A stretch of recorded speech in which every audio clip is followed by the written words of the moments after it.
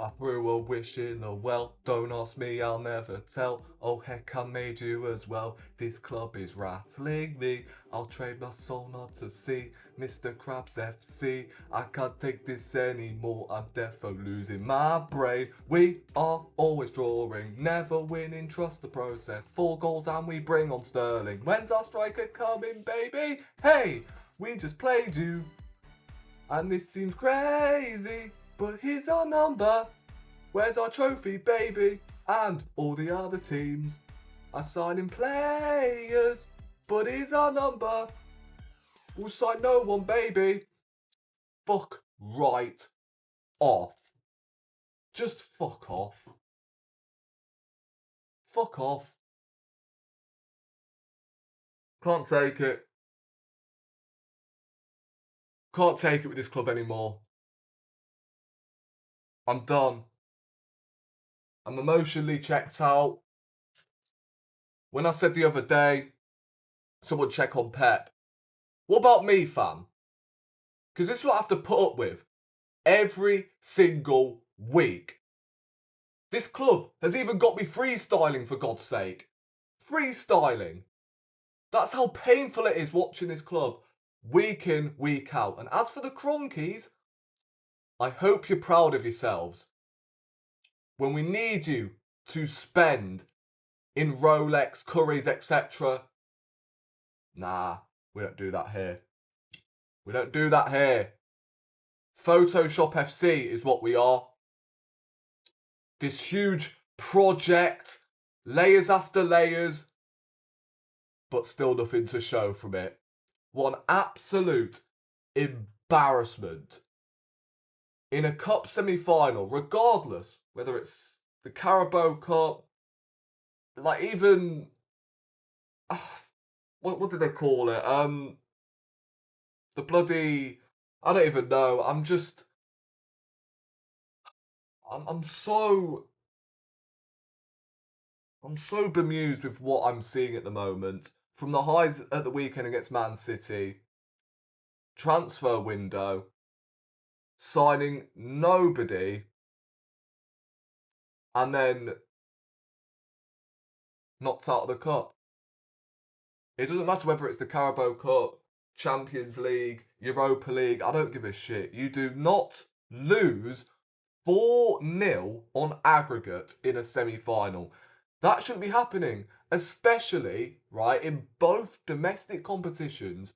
We have been knocked out by an abysmal Man United team and Newcastle, who were fighting for Champions League.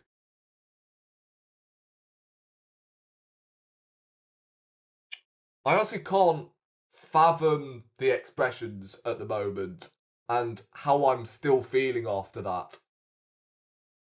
Because, real talk, I'm just about done. This forward line has to go, man. It has to go. It's the worst I've seen in ages. And we're relying on Waneri, a 17-year-old kid who's not even allowed to be in the dressing room to get changed with the senior team yet because he's not even 18 yet. He's playing in a new position and we're relying on him.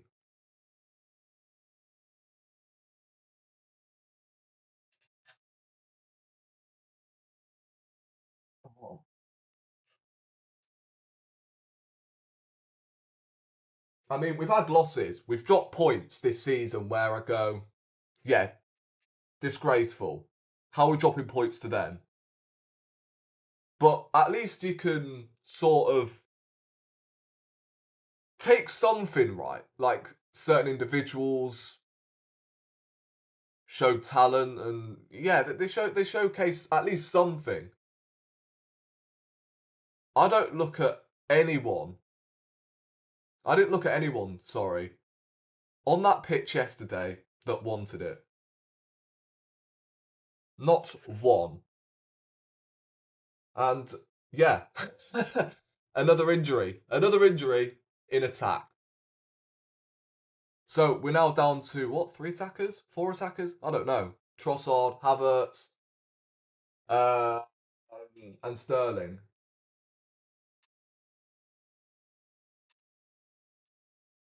That's what we're left with from now to the end of the season. Who's our backup to Havertz, Mikel? No one. Who's our backup to Saliba, which was a problem 2 seasons ago? No one. Who's our left winger to upgrade on Trossard long term and Martinelli? No one. Who's our backup to Bukayo Saka? We've got Wineri at the moment, but again, he's learning that trait, isn't he? He's learning that position.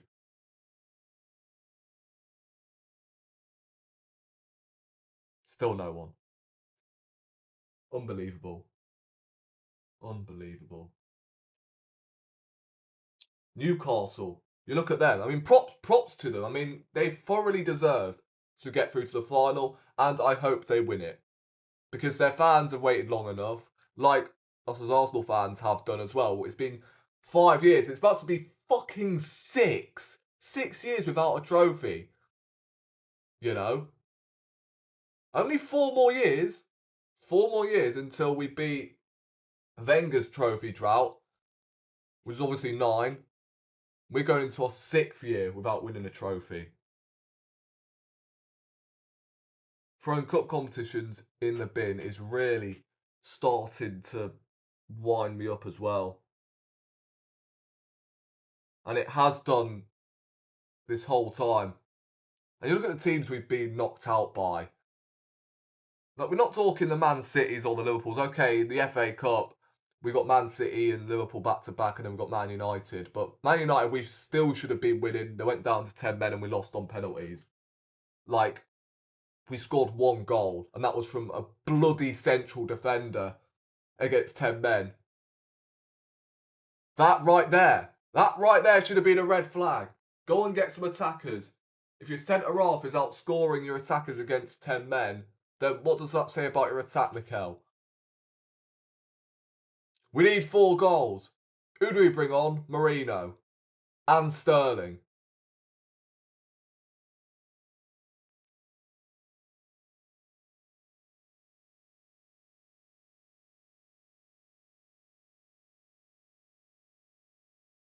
Tell you what, you won't see me agreeing with Gary Neville most of the time, but on commentary last night, obviously I had the volume down because I was on a watch along last night, so yeah, I didn't have the volume on, but what I was hearing on Twitter and that, Gary Neville said on commentary that none of our attacking players can hit a football. They cannot strike a football. They cannot generate any power behind their shots, apart from Saka and Wineri. 2 academy graduates, by the way. The rest are Arteta signings, apart from Martinelli. I mean, what's going on? Why do we sign attackers that can't finish? Why? Let's get on to them attacking players. Martinelli, up to the point he got injured, was awful. Trossard, nothing. Got bullied by Trippier, who was on his way out to Everton, for God's sake, in January. Havertz, don't even get me started on donkey up front. There you've got an elite level forward. You will never know which elite forward on the pitch last night was playing for Arsenal. You'd think Isak, surely. Isak was surely playing for Arsenal, no? Because Arsenal challenging for a league title, Newcastle fighting for top 4. Surely, no, he's playing for Newcastle. Whereas we have a German giraffe up top who cannot trap a bag of sand. He cannot control the football. He has the worst touch I've ever seen.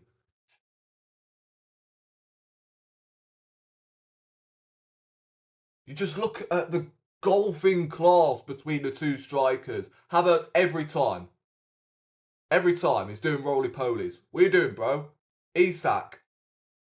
I have never seen our centre-back pairing in Saliba and Gabriel get ran ragged like that for 90 minutes.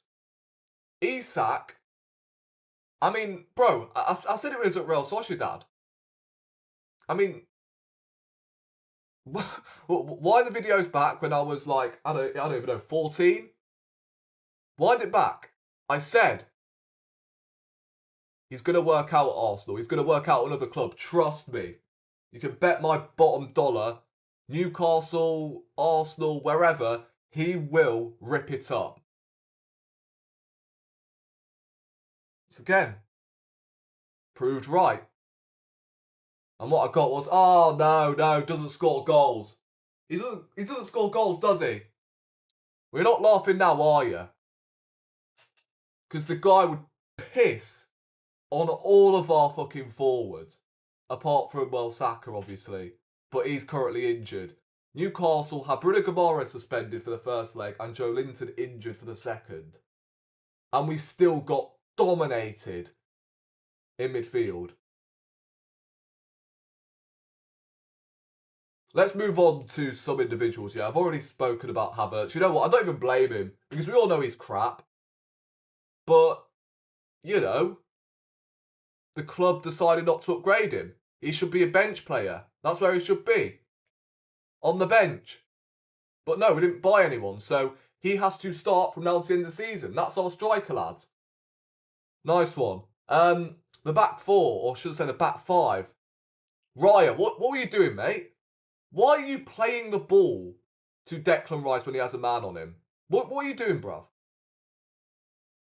Oh, but no, we've got the Prince Pep in charge. We always have to play out from the back, don't we? Just hoof it long, for fuck's sake, man. What are you doing? Hoof it.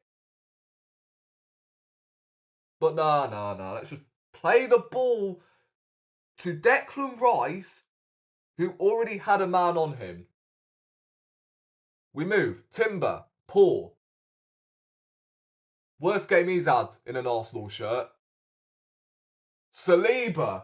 Oh my God. You know, we all love Saliba. I love Saliba. He's one of my favourite Arsenal players.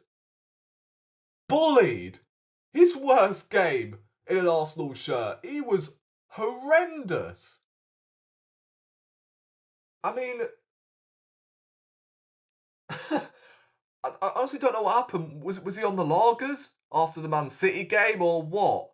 Because, bro, horrendous. Gabriel was better, but yeah, not much really. Lewis Skelly, he was okay. Partey, no, not good enough, especially from the standards at the weekend against Man City. Rice was, I think Rice was all right. And it wasn't his fault for the goal. Please do not blame him for that goal. If you're blaming Rice for that goal, I honestly don't know. Please go and see a brain clinic. Erdegaard. You know what? I thought he was our best player in the first half. But that chance at 0-0, we score that, we're back in the game, hits the post. This guy is embarrassing in front of goal. It's just embarrassing. He is embarrassing in front of goal. And the fact our fans had the cheek to call out the likes of Ozil and that, and I don't want to get into the Ozil and Erdegaard debate, but the likes of Ozil, Cazorla, Fabregas. I don't look at Erdegaard and go, he's the best 10 we've had. Not a chance he is anywhere near them four. Let alone Dennis Bergkamp. So can we just chill out here? Because all four of them, in fact, no, all three of them, in Cazorla, Fabregas and Ozil, they scored that opportunity. But Ozil was getting hounded out when he pretty much had the same treatment as Erdegaard has had this season. He had Olivier Giroud up front and still bagged 19 assists. Like, come on. What are we doing here? The front three, Trossard, Martinelli, Havertz. Enough said. Sterling coming on as well. Waneri was okay, probably our best player. He tried things. But again, how many times, regardless if it's Waneri or fullbacks, volleying forwards down the byline, we whip it across. There's no fucker there to connect with the cross. No one. And now the players will go out to Dubai and that. Bro, they should be going to the North Pole. They should be going to fucking Antarctica. They should be going to Dubai. 30-degree heat.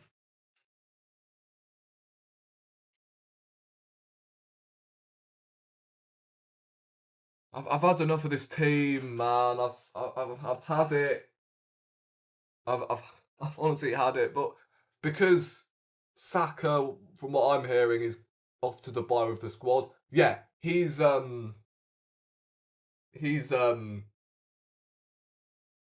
much got all the PR puppets out, hasn't he? Because that's what it is, just PR to sort of, get the fans on track again, Togetherness is important, guys. That's all I'm going to say. Oh, yeah, and merch. Think we need a fucking raincoat to the bloody players. You expect us as fans to pay for merch when you can't even be fucking arsed to sign players?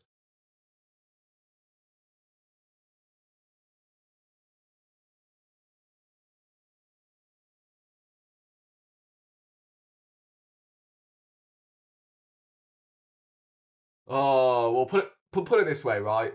Arteta's got the Premier League and the Champions League. If he doesn't win any of them, then he's got to go. If he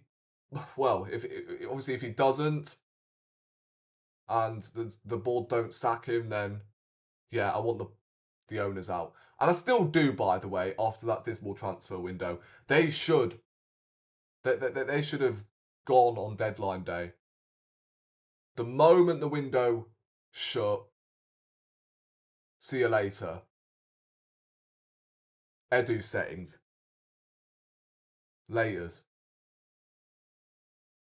Like, I wouldn't be blaming Arteta, to be honest, at the end of the season if he doesn't get sacked. Well, not sacked, but moved on at the end of the season.